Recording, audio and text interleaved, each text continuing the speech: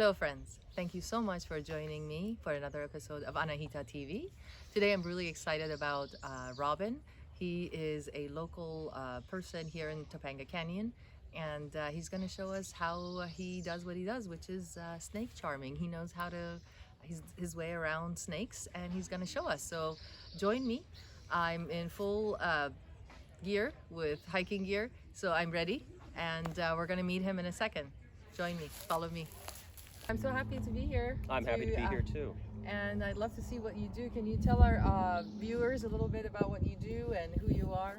Well, first and foremost, you gave a rather poetic introduction and called me a snake charmer, which is lovely, but actually I am an amateur herpetologist. I study reptiles. I've been doing this ever since I was a child.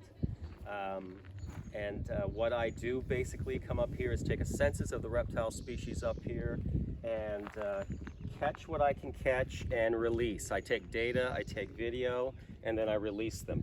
And as I mentioned to you when I first met you, if it's a rattlesnake, which there's quite a few up here, I will remove it to a less dangerous area. I've caught them under the park benches, I've caught them under cars, I've caught them everywhere you can imagine. Wow. So, how many would you say you've caught so far in this park? In this park alone, at least a couple hundred in the last 10 years, at least a couple hundred. That's a lot. And then there's another probably 50 that I saw but could not catch. I see. So about half the time I come up here, I have an interaction with a Southern Pacific, which is Crotalus, oreganus, helleri. Okay. That's a Latin name for That is the Latin, that is the species, and they are extremely venomous, extremely toxic. They're no joke, and that's why I like to emphasize to people I meet up here and talk to, you must be very careful and respectful. And as I mentioned to you before too, I've been bit, and that was not a good experience. So that taught me a lot to be careful, respectful, and always keep your eye on the snake. Yeah, definitely. Otherwise you'll pay a severe price. Definitely. And these Southern Pacifics here are extremely toxic. Wow. They have a hemotoxic and neurotoxic profiles to their venoms. So what that essentially means is that they will destroy tissue and destroy nerves and stop your breathing. That's horrible. And then you also talked about how you can actually get anti-venom, and it's not cheap. You need a lot of it. Anti-venom is... Exactly. The commercial manufacturer for anti-venom in the United States, there's only one manufacturer now. It's called Crofab, and it's good for all vipers found in the United States. That includes copperheads, moccasins, and all species of rattlesnakes. And that's all species. There's about 36 species of rattlesnakes and some subspecies. So it's good for Southern Pacifics, for Mojaves, which are extremely dangerous too, for tiger rattlesnakes and a few other species. But it is extremely expensive. It comes in a vial that's desiccated. That means it's dried, so it has to be reconstituted with a saline solution. A single vial can cost, depending on the hospital, from $1,500 to $3,000 or $4,000 a vial. Depending on the seriousness of the bite, you might need 10 vials, 15 vials, 20 vials. So that adds up exponentially. Wow. So given that, that's just the cost of the anti-venom. That does not include your hospital stay. So I've heard of... That's pretty scary. Very scary. But you survived, so... I survived with no anti-venom, with nothing whatsoever except Tylenol and the jeers of the nurses at night who were making fun of me for picking up a steak and getting bit. Okay. So that's what I suffered. So, but that taught me again a lesson to be careful. And the species that bit me was actually a red diamond rattlesnake, Crotalus ruber, which is a very large rattlesnake. It can deliver a lot of venom, but its toxicity is not as severe as these Southern Pacifics. Yeah, the smaller, it's funny, the smaller they are, the more dangerous the venom. Is that Not necessarily, no. Okay. A large snake is just that. It's a large snake, so it can deliver a large amount of venom. Okay. So even though the toxicity might not be as much as other rattlesnakes, if they deliver a lot, there's going to be hell to pay. You can get necrosis, lose limbs, lose tissue, which I did on my finger. I almost lost this finger. So I'm very lucky. I got necrosis, but they were able to save that. Good. I'm glad you're healthy. And yes. You can now show us how we're going to do this.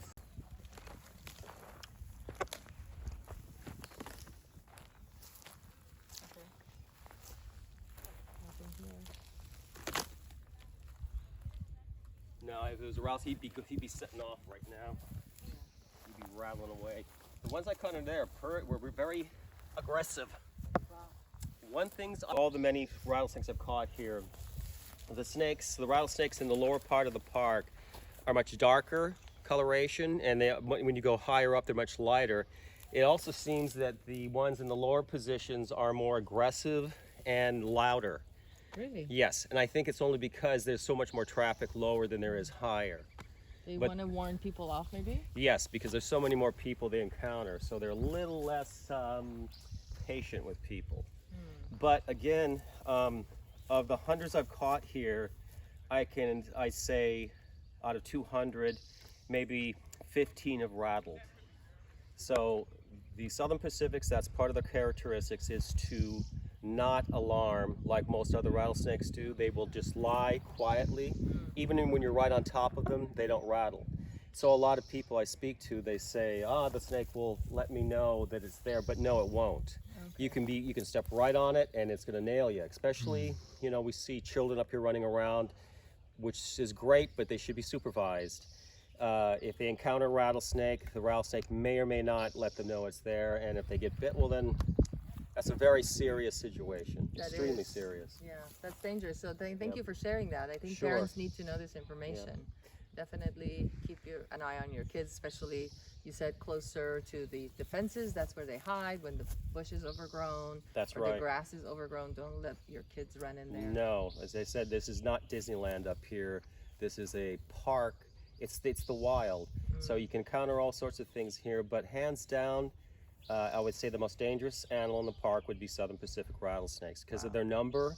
And there's mountain lions here too, but they're so rare. I've come up here for 20 years. I've never seen one. They don't come down. I think they hide in the higher. They hide, and they're mountains. very skittish around people. Yeah. So the thing you're going to encounter the most that could be problematic would be a Southern Pacific rattlesnake. Okay. So those are the things you should be aware up here. And it's not my job to tell parents what to do, but what I will do is tell them what I do.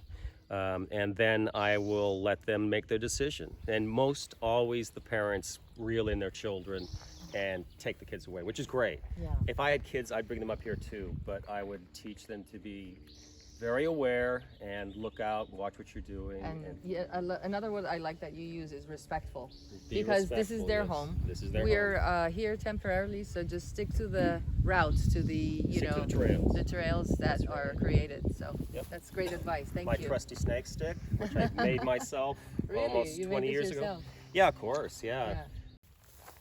And they took away. Oh, there's one right there. Oh, biggie. Get after. So we found one? Right there. Hold on. it. Let me get it first. Okay. You got him? Yeah.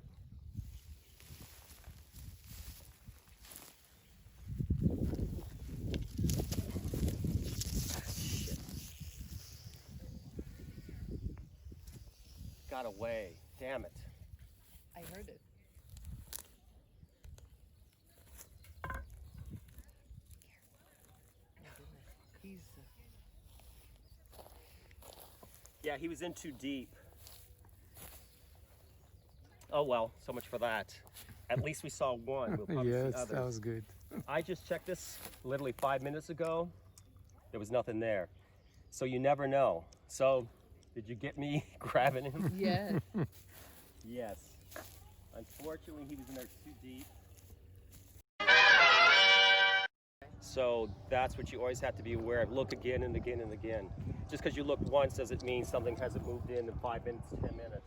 Yeah, that was exciting. Yeah, it's fun. It was fun watching you try to grab it. Well, And, he was in too deep. As I was saying, you know, this happens a lot where the snake is too deep in a Yeah. hole, and that's where he's familiar with. So, overhead. right. If I grab it, I'm not going to stick my hand in a No, hole. That would be of course foolish. not. So, but when his tail was in, I grabbed him, but he was in too deep to pull him out. I could have, but that would probably injure the snake. I'm not going to do that. Good. I could yank him out, but that would probably break. him? It would definitely hurt him. Oh, I'm not going to do that. yeah, So you just got to let him go. Let that one go. sure. So let's proceed. Yeah, let's go up and see what we find. Yes. Let me take a look at. More than anything else, you got to be aware too of poison ivy out here. That could be just as bad as anything else.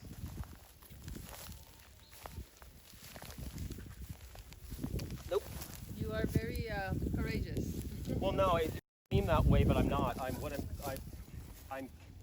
I pick something up, I look first, my hand goes, and I pull everything away from my body, not toward my body. So I'm always doing stuff to protect myself, pretty much. As I said, I learned the hard way. So what you have to do is just be careful. Don't go sticking your hand in a hole like right over there. So, kids, do Don't not try this don't at do that. home. No, Yeah. please don't. Do not. So let's go up and It's funny, people are staying away from snakes, but we're actually looking for some. yes.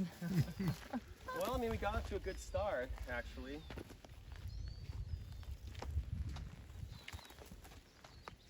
So we'll take a look and see what we can find. It's like, you know, you think with all this heavy traffic, it would scare away Souther Pacifics, but it rarely does. They just lie there and let the traffic pass. They're used to it, I They're think. used to it, yes. And that's why they don't because I don't want to step on one. I'd probably do more injury to it than it would cobweb here. So, Everybody at home, don't try this at home. No, He's don't. going to be walking on top of the grass, and because he's an expert, but we're not going to do that. We're just going to stay on the trail.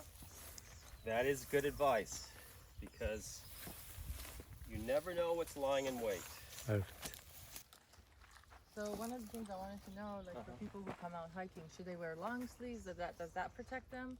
No. Or shorts versus hiking boots versus tennis shoes? Does that really protect? Well, they don't really need any protection if they just follow the simple rules. You know, don't do what I do. Don't stay on the middle of the trail. Don't go on the side of the trail where you're going to have a possible encounter with them. And wearing any kind of sleeves, it doesn't really make a difference. Most rattlesnakes can't bite through a boot, but that just, you know, they can bite higher than a boot or something. I just use my eyes to, you know, I usually see them first before they see me. So like the one down there, spotted him. So that's what you need to do is just be careful and don't go beating the bushes because They're hiding. something can come your way, you know. Go ahead. So your finger that got hurt. Yes, bit. We can tell the story too, how it got bit if you like. Oh yeah, that was a good story. Yeah, and it was a shockingly stupid story. I was with some friends when I was about 17 looking for rattlesnakes, and we were out at night. And so we found a large red diamond rattlesnake, Crotalus ruby, which is, you know, they get 6 feet long. So I picked up the snake. I didn't have a snake stick then. I forgot how I picked it up. I found a piece of wood or something, and I had it by the head, holding it like this with my, you know, 2 fingers like this, holding the back of the head, and I had the body, and the snake was up, you know, opening its mouth, but the fangs were coming out. So my friends are going, let's see the fangs. We want to see the fangs. So stupidly, I had the snake, actually I was holding it in my left hand. I was holding the snake like this. I used this finger to grab its lower lip, and it just went wham, and it bit the holy heck out of me. Oh my goodness. So, and so how does that finger, do you recover or? Well, What no, was you the really precautions? don't. What I did was instant burning, searing pain, and I was bit. So what I did was we took the snake home first. We drove the snake home to where I used to live, took it home, put it in a cage. Then we drove to the March Air Force Base Hospital because my dad was in the military at the time. And when I got there, they'd never seen a snake bite ever. They had no anti-venom, they had nothing. Wow. So what I did was just lie in a hospital for 3 days, and this finger swelled up to the point where I almost lost it. My hand looked like a catcher's mitt. This arm was swollen up. My entire body was swollen up. All your lymph glands swell up too, and your groin, your armpit, your neck, all those lymph glands, because they're trying to get rid of the poison. Sure. Or They're going venom, to not poison. overwork. They're going to overwork, so those are all swelling up. So then my left arm started to swell up, so which is really serious. And I've talked to physicians before, and they said, you should have had antivenom. They should have provided that. Yeah. But I didn't, and I survived it, and my finger survived, pretty much. That makes you strong. No, it doesn't. No? No. People think just because you get bit by a snake that, you know, now you have the antibodies. You do, but it's not enough to prevent a snake bite being serious. It could make an edge, but I seriously doubt it. There's been people who's been bit many, many, many times, and it doesn't seem to help them whatsoever. Oh. So I would not depend on that. Each snake is probably, the venom is different. And it That's doesn't right. You don't really build immunity to it. You can Absolutely. just get hurt. Yep. Regardless of the type of snake. That's true, and so it's just a matter of being more careful. Don't get bit. That's Oh, here. Yeah, I see one here. You do? No, it's a big lizard. awesome. Yeah. See, a snake is it'll be coiled up. Yes. Probably won't be moving. That would have been great, but you should be careful walking around in here. That's Like right. these little areas, that's where they sit. Here, so always look. Never step over a log Can you like that. check around the tree? I want to touch this. 15 years ago, I used to come with a bunch of friends, and there's nothing, no trees up there. And we used to have like a contest who can reach the top. Oh. So we would. It's overgrown now. We can't do that anymore because of snakes. I don't want to get bitten or hurt a snake. We don't want to do that. Well, yeah, the snake will probably get out of your way, Talking about over the phone when I called you about this specific species of monitor that's Right. only in Iran. And I saw it when I was 5 years old. See, when I heard she told me this tale, I was a little dubious because I wasn't aware that there was monitor species in Iran. But in fact, and she told me some other things too. It was albino. Yes, It and was you an also said it was albino. venomous. It was venomous too. Well, it turns out all that is true. It's called the desert monitor, and there's also the Bengal monitor found in Iran. Bengal's more widespread. The desert monitor is pretty widespread through Iran, Iraq, all that area. It's in fact venomous. Recent research showed it does have venom glands. And the species that you saw where you were at Bye. is in fact very pale, almost albino. Yeah, that's And the you one saw I you saw. saw the forked tongue. Yes, and that's they're how quite I large. noticed it. Yes. I was running back.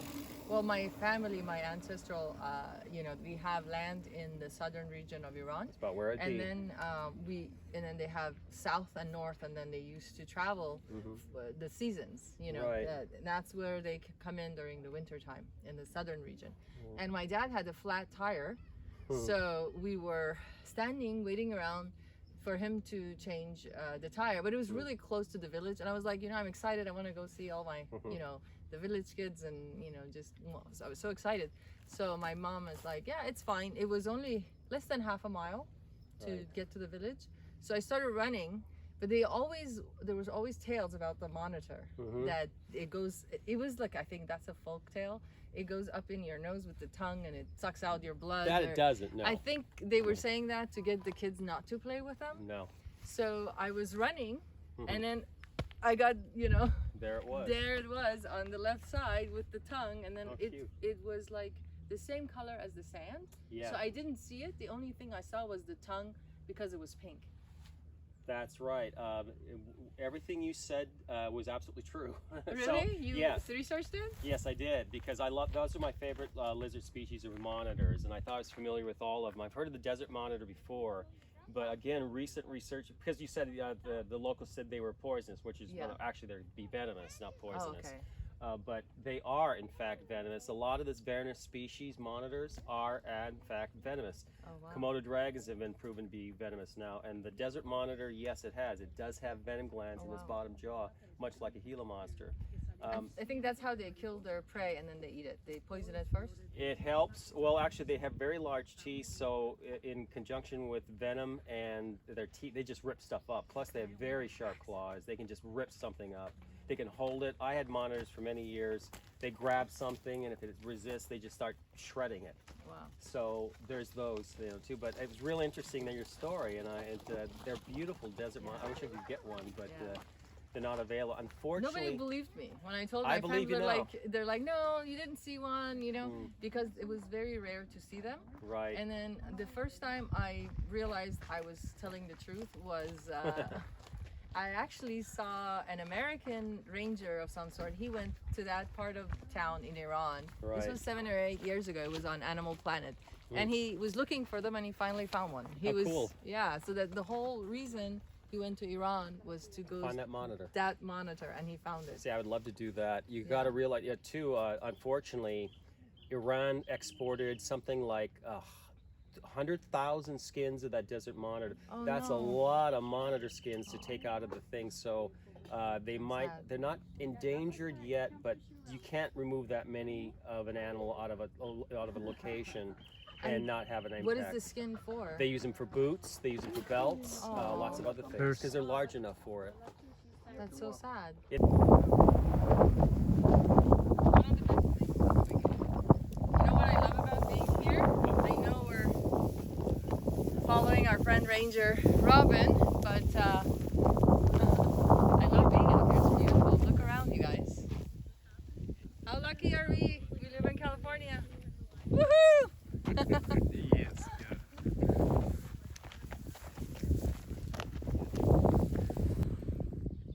So we're gonna wrap up. Thank you, Ranger Robin. That's what I'm gonna call you. Is that okay? I'm not a ranger. I'm just not a calling ranger. you that. Okay. But yeah, it was fun. I had a great time with you looking around, and our great And you as cameraman. well. Now, oh, thank you. Very nice to meet you, and we're gonna have to come back to be We will. continued because we didn't really catch a second snake.